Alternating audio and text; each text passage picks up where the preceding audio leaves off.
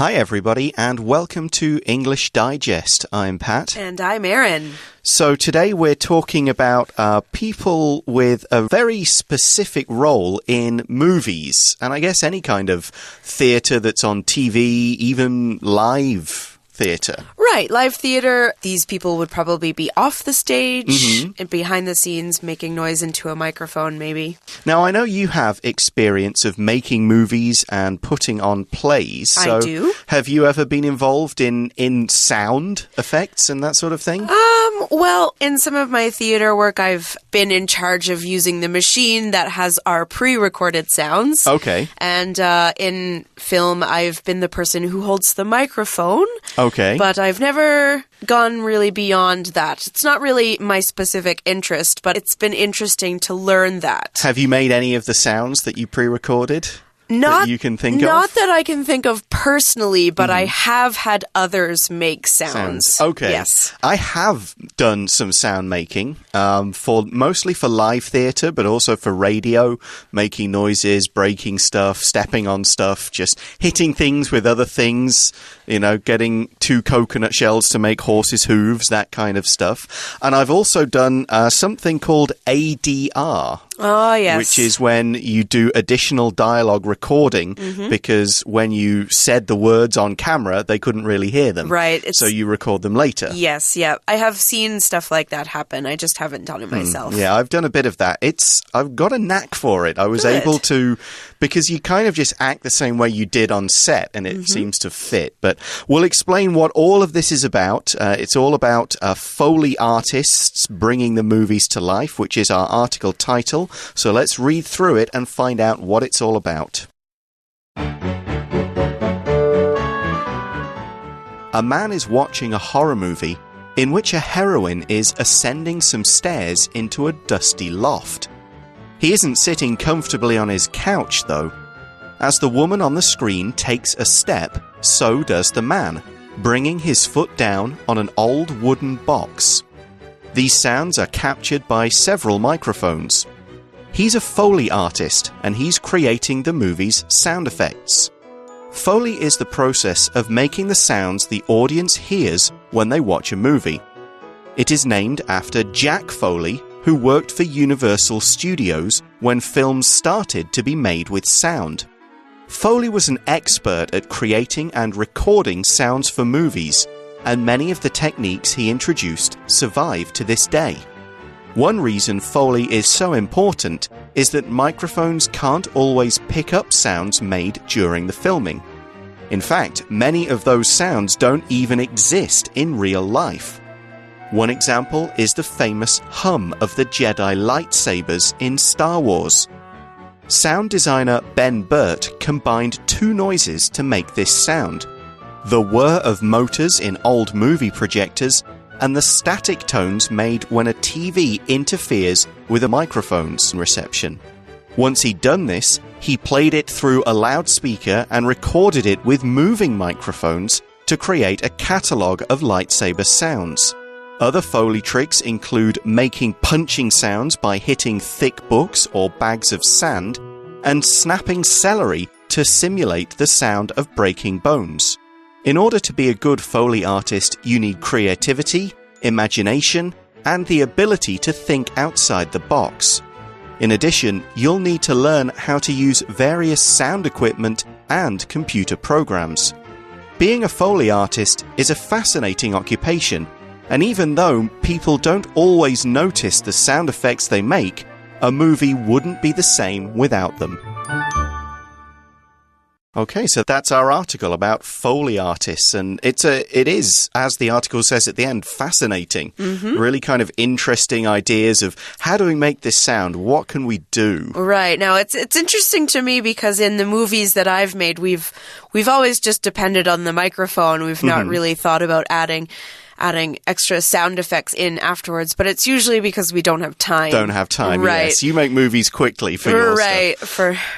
I've watched things, I've watched all the documentaries made about The Lord of the Rings, including things about how they made the Foley sounds for the roars of dragons, monsters, all the different creatures. And some of the ideas they come up with are fascinating. Very creative. They get a lion roaring, they play it backwards in an echoing tunnel underground and capture that on a microphone. Wow. And that's how they end up making these sounds of these huge, nasty monsters. So I think this is a really cool thing. And, if I was a few years younger and starting out, being a Foley artist might be something I'd want to get into. Interesting. Well, there's never a time not to try, is there? Well, that's true, yes. I could always make a go of it. Head off to Hollywood with a bag full of dreams, yeah.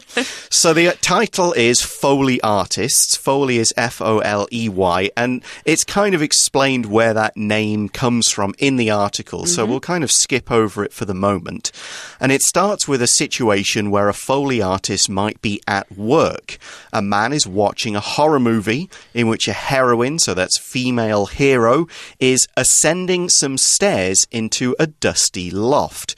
To ascend just means to go up. You can talk about just simply walking upstairs, or you can talk about something rising, like an elevator or something like that, moving up under its own power. You could talk about an airplane ascending into the skies. Basically, it's moving from a lower place to a higher place. Right. So it says the heroine is ascending some stairs into a dusty loft. We're kind of setting a creepy scene here. Maybe something scary is going to happen. We use the word loft, and in this case, loft is a room or a space under the roof of a building, usually used for keeping things in, storing boxes. This is more of a British English word that we've used here. In America, we would say attic. I would say attic as well, myself. My family's house does have an attic, that's A-T-T-I-C, and they converted it into some bedrooms, but the ceilings are like, they slope like roofs. Yes. So I thought loft was maybe more of an American term. Maybe I'm wrong. In America, we use loft to indicate that it's a bedroom above the main floor that you get to from a set of stairs or a ladder. There you go. I always thought loft and attic were basically the same thing. So there you go. It can change depending on where you are. Now, this man who's watching the movie, he isn't sitting comfortably on his couch, though. He's not watching the movie. That's right. As the woman on the screen takes a step, so does the man, bringing his foot down on an old wooden box. So here we're describing what the actual technique he's using is to make the sound of her step on the screen. He's stepping down on an old wooden box. Yeah, and these sounds are captured by several microphones. So that means he's got microphones, one or two maybe low down near the box where he's stepping. So they record the sound of his footsteps and send them off to a computer. Now, he might be doing this because on the set where the woman was walking, the steps either didn't make a sound or the sound wasn't right. Right, or her shoes were too soft. Yeah, or the microphones were up near her mouth so it could catch the sound of her breathing, and therefore they didn't catch the sound her feet were making. Right. So just to add some sound effects into the movie, he's just getting these by himself in a little studio somewhere. That's right. And we see here he's a Foley artist and he's creating the movie's sound effects. So let's find a little bit more out about Foley, what the process is and where it came from. So it says Foley is the process of making the sounds the audience hears when they watch a movie. Now, the process is the series of actions that someone takes to achieve a particular result. So here, this particular action would be to set the microphones up and make sure the sound equipment is working and attaching it to the computer, actually doing it, recording it, and checking it, maybe doing it again. Right. That kind of thing. Now, some people, including myself, I think you can say process as well as process. Right. It's one of those with two pronunciations, both okay. So this process is named after Jack Foley. So it actually comes from the man's name, and he worked for Universal Studios, which is a big film company. I don't know if they are still in business. They may have been taken over, or they may still be working. I think they're still in business. I think they're just owned by a larger company. Yeah. And he was working for them when films started to be made with sound. So, of course, movies used to be silent.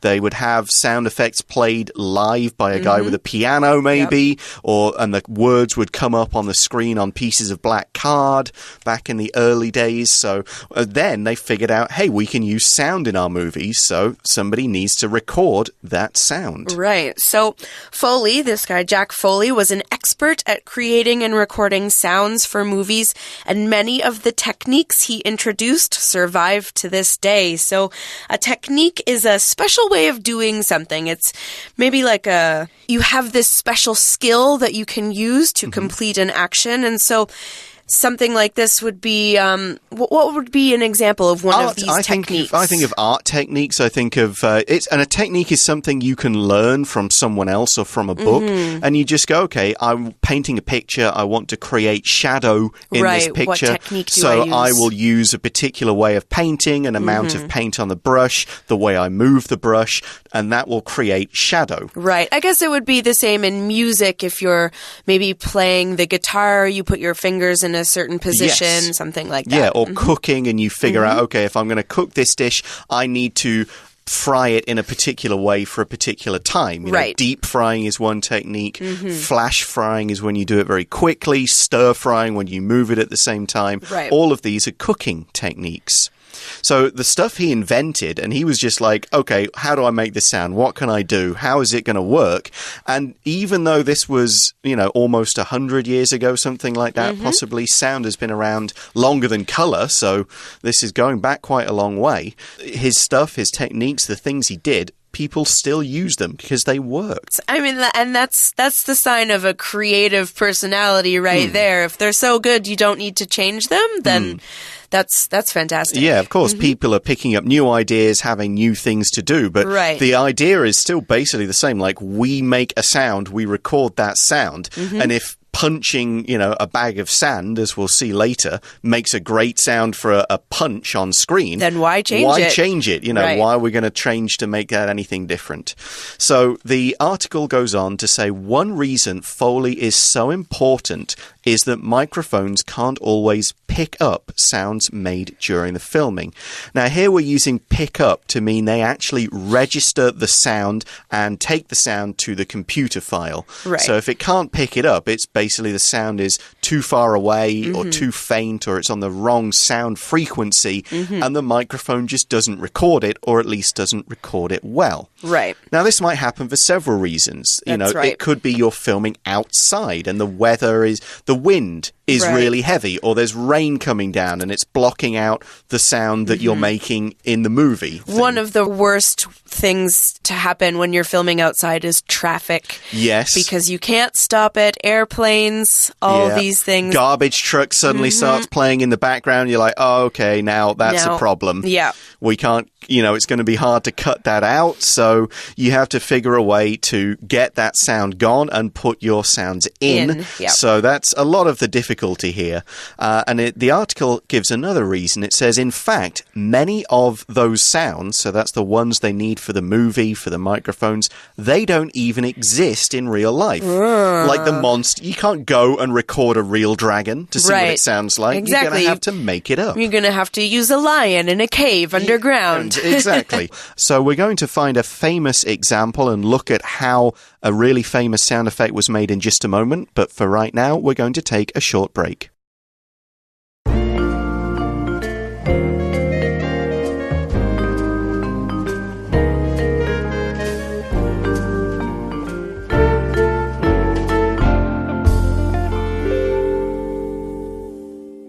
Welcome back, everyone. We're talking about the Foley process in making movies or making sound effects for TV shows or even live theater sometimes.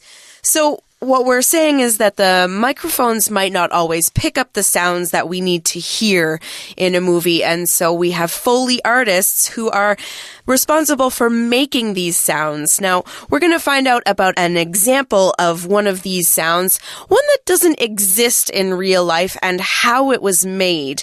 The article reads, one example is the famous hum of the Jedi lightsabers in Star Wars.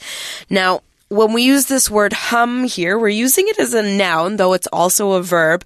A hum is a low, continuous sound, maybe something like this, that you make with your lips. But here we're talking about the hum of a Jedi lightsaber. Now, I'll send this one over to Pat. Okay.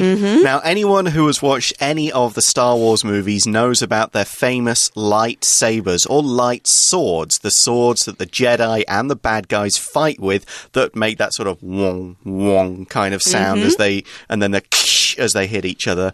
A saber is a particular type of sword. It's a sword with one sharp edge and one kind of not so sharp flat edge. So a lightsaber just means light sword. So, of course, these things don't exist in real life. No. You know, pure energy swords. I have seen a few friends with some toy lightsabers. Yeah, pretty good toys. So they had to come up with a sound, and their sound designer, the guy who came up with this, a guy called Ben Burt, he actually combined two noises to make this sound. So to combine two things is to put those things together. Two or more things that you take and you mix them, you blend them, you put them together to make one final thing. So he didn't just use one sound, like I'll record the sound of a fast car driving by or something like that. He took two noises and put them together to get the basic sound. Right. So let's find out what these two different noises are. It says first, the whir of motors in old movie projectors and the static tones made when a TV interferes with a microphone reception. So let's find out about the whir of motors in old movie projectors first. So first, a whir is a fairly quiet, regular sound. So if you're thinking about when you fall asleep and for example, in my house, I hear the motor start from my refrigerator. It kind of goes in and out, and that low, repetitive sound that the motor in my fridge makes is a whir. Yeah, or like a fan going around. A fan spinning around really quickly. Kind of thing. Right. So a movie projector is in the old days when they had real film. They would have to put it in a machine that would move this film round and round, and it would be shown then on the big screen. So as, of course, it's got wheels going, anything with wheels is going to make that kind of whirring sound. Now, this is an old movie projector, so it's kind of going to be loudish, slightly metal-y kind of sound. So that was the one basic sound, and then he combined that with the static tones made when a TV interferes with a microphone reception. Now, static as a noun, it can kind of mean the crackling or hissing noise that a telephone or radio or something like that makes. We can also use static to talk about an electric charge when it gathers in an object, something like that. So basically, the sort of sound the radio might make if you haven't got it tuned to any particular station. Like that. That kind of thing, yeah. If you, in the old days when you had to move the radio and TV dials to get new stations, then they would make that kind of of noise as you try to move them. You can get that with a bad phone reception.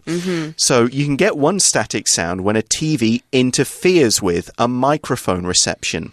Right. So the phrase here, interfere with, means that something prevents another thing from happening in the way that it's supposed to. So when a TV interferes with a microphone, the static from the TV is not allowing the microphone to work properly. So you're getting that noise, breaking up. Because reception is the process of receiving signals, broadcast radio signals or other kind of signals. So if the microphone isn't receiving the signals, this TV's interfering with it, you're going to get this kind of broken kind of kind of sound. So he took those, mixed them together with the whir of the movie projectors, but that's not all. No, that's not all.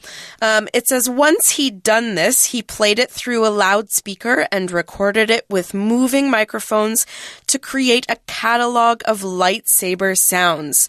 So what we're seeing here is that he's not just done this, just combining this. He's put it through a loudspeaker. Now, a loudspeaker is one of those things that you hear announcements from. Maybe in a big school, you hear your principal talking through what's like a little box on the wall that has a speaker inside it. And the principal will talk into a microphone in his office, and then every classroom, the loudspeaker will make his voice come out into your class. Yeah, you hear them in train stations and airports as well when everything kind of comes over, and they sort of look like a little horn, really. Right. And you often see them on the side of buildings, and people can use them. People talk into them, like in a police movie. The police shouts into the loudspeaker kind of thing, like, put down your guns, come out with your hands up kind of thing. So what he did, he played the sound through the loudspeaker to make it loud, and then the microphones moved by it. So the microphones were moving around it. So instead of just a kind of whom sound, you get the whom as the microphone moves, like you would when something's moving, like traffic moving down a road, something like that. So you get all sorts of different sounds, move the microphone back and forward, side to side, and all sorts. And that doesn't just create one sound, that creates a catalogue of sound. A catalogue is usually like a book that you can look through to choose different things. Could be clothes, could be jewelry, could be you're looking through, okay, there's all sorts of different books in here, or a hotel for a vacation. You look at all the hotels. So it's a way that you can present somebody with lots of different options. So a catalogue of lightsaber sounds means he made like 50 or 60 different sounds. So when he sees them fighting on the screen, he goes, okay, that one, that sword's moving that way, I'll use this sound. There, it's just standing still, I'll use this sound, and so on. Now, there's another Foley trick mentioned here. It says other Foley tricks include making punching sounds by hitting thick books or bags of sand, and snapping celery to simulate the sound of breaking bones. Ooh. Now, this one was interesting to me, actually, this snapping celery to simulate the sound of breaking bones. When you snap something, you break it in half. It makes a sharp noise. Like if you snap a pencil in half, it goes like that. And celery is a long green vegetable, mostly made of water. And it's got leaves on one end, and down at the bottom, they all sort of connect together. Yeah, and when it's frozen, it can be quite kind of solid and quite thick or hard to break. So if you got a whole bunch of that and you broke it in half with your hands, it would make that kind of sound, which if you do it right, unlike I just did, if you do it in the good way, it's going to make the sound the same as breaking bones. And that's what we use the word simulate for. To simulate is to make it look or seem like something is happening, to kind of copy what it might be, but without actually doing the real thing.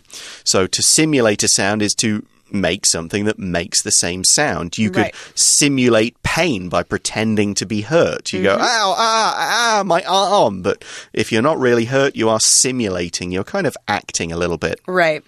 Okay, well, it's not just about these sounds about being a Foley artist. There's a bit more to it. Here it says, in order to be a good Foley artist, you need creativity, imagination, and the ability to think outside the box. Now, all of these things are kind of similar in a way, but if you think about creativity first, it's the ability to use your imagination in interesting ways to make new things, come up with new ideas, produce maybe like inventions or songs or something like this. Yeah, creativity I think of as partly as coming up with something out of nothing, but then actually going on to make it. Right. There is creativity implies that you're going to produce something. The other word, imagination, is just kind of the ability to think of all of these ideas. You use your brain in different ways to come up with ideas. So you could have a lot of imagination, but if you've got no real creativity, you won't really be able to use those ideas that well.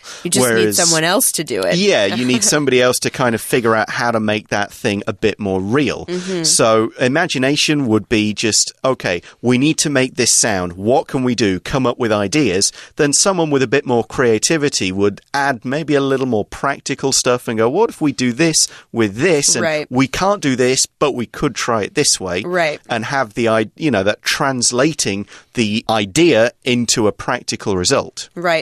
It also said that you need the ability to think outside the box. Now, when you think outside the box, you're finding new ways to do something. You're thinking, you have to think about it like this. You're inside a box. You've got all these ideas in the box with you, but none of them are working. So you need to go outside of the box. You need to look away from where you've been searching before to find new ideas, different ideas than maybe you would think of. It's actually just another way of being more creative. It's reaching to your creative side and coming up with new ideas that maybe other people wouldn't think because they're not similar to things you've done before. Yeah, it's kind of reaching beyond, okay, we know a lot of different sound effects techniques, but this is maybe just thinking of something from a completely different area of life. Like, hey, I once watched this show about doctors and I learned something interesting about medical health. I wonder if we could use that idea.